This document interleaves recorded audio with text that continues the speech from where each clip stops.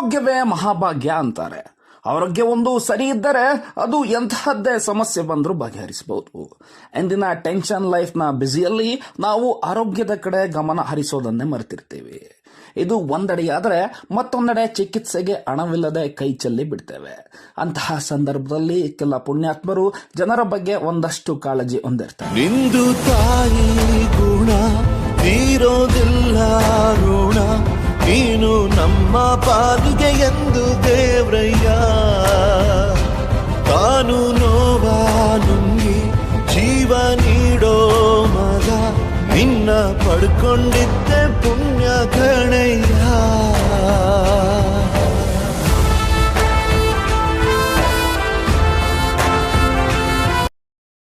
ಒಂದಷ್ಟು ಕಾಳಜಿ ಹೊಂದಿರ್ತಾರೆ. ಅಂತಹ ಜನನಾಯಕರಲ್ಲಿ ಒಬ್ಬರು ರಾಜ್ಯ NSYನ ಉಪಾಧ್ಯಕ್ಷ MRT. Yelahanka Doddabettahalli ward number 6ರ ಕಾಂಗ್ರೆಸ್ ಟಿಕೆಟ್ ಆಕಾಂಕ್ಷಿ ಮಾರುತಿರವರು ಯಲಹಂಕ ಉಪನಗರದ 5ನೇ ಹಂತದಲ್ಲಿ ಜನರಿಗೆ ಉಚಿತ ಆರೋಗ್ಯ ಶಿಬಿರವನ್ನು ಏರ್ಪಡಿಸಿದರು.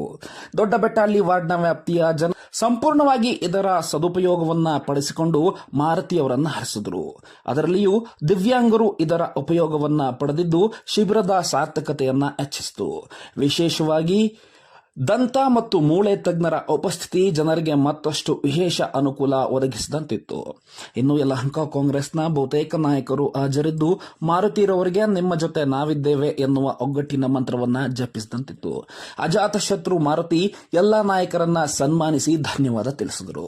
ಇದೇ ಸಂದರ್ಭದಲ್ಲಿ ಮಾತನಾಡಿದ ಕೇಶವರಾಜಣ್ಣ, ಮಾರುತಿ ಈ ಕಾರ್ಯ ನಿರಂತರವಾಗಿ ಮುಂದುವರಿಯಲಿ ಎಂದು ಹರಸಿದರು.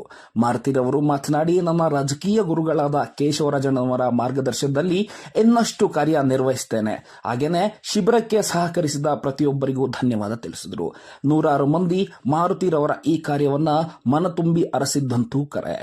ಚಂದ್ರಬಾನು ಅಲ್ಲಾಳಸಂದ್ರ, ನ್ಯೂಸ್ ಬ್ಯೂರೋ, ಯಲಹಂಕ. ಹಸಿದಾಗ ಅನ್ನ, ದಣಿದಾಗ ನೀರು ಕೊಡದಿದ್ದ ಮೇಲೆ ಏನ್ ಚಂದವೋ ಏನ್ ಚಂದ.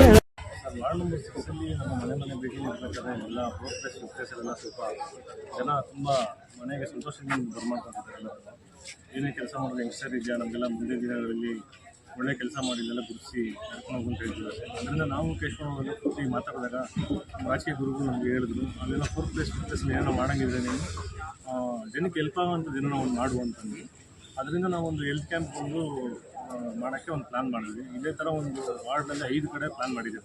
ದೊಡ್ಡಬೆಟ್ಟಹಳ್ಳಿ ವಾರ್ಡ್ನಲ್ಲಿ ಎಲ್ಲಿ ಜನಕ್ಕೆ ಸ್ಪಂದನೆ ಆಗುತ್ತೋ, ಎಲ್ಲಿ ಯೂಸ್ ಆಗುವಂಥ ಕೆಲಸ ಆಗುತ್ತೋ ಅಲ್ಲಿ ಮಾಡೋಣ ಅಂತ ಪ್ಲಾನ್. NSY ಆಗಲಿ, ಯಲಹಂಕದಲ್ಲಾಗಲಿ, ಅಣ್ಣ ಬ್ಲಡ್ ಕ್ಯಾಂಪ್ ಆಗಲಿ, ಐ ಕ್ಯಾಂಪ್ ಆಗಲಿ, ಪ್ರತಿಯೊಂದು ನಾವು ಗುರುತಿಸ್ಕೊಂಡು ನಾನು ಮಾಡಿ ಎಲ್ಲ ಕಡೆಯೂ. ಇದನ್ನು ನಮಗೆ ಅವಾಗಿಂದ ಮಾಡಿರೋದ್ರಿಂದ ಸ್ವಲ್ಪ ಎಕ್ಸ್ಪೀರಿಯನ್ಸ್ ಜಾಸ್ತಿ ಇರೋದು ನಮಗೆ. ಇಲ್ಲಿ ಪ್ಲಾನ್ ಮಾಡೋಕ್ಕೆ ಮಾಡಿದ್ವಿ ಸರ್. ದೊಡ್ಡಬೆಟ್ಟಹಳ್ಳಿಯಲ್ಲಿ ಇವತ್ತು ಎಲ್ಲೆಲ್ಲಿ ಸರ್ ಅರೇಂಜ್ ಆಗಿದೆ ಸರ್? ಇಲ್ಲ, ಪ್ಲೇಸ್ ಒಂದು ಮಾಡಿದ್ದೀರಿ ಅಷ್ಟೇ.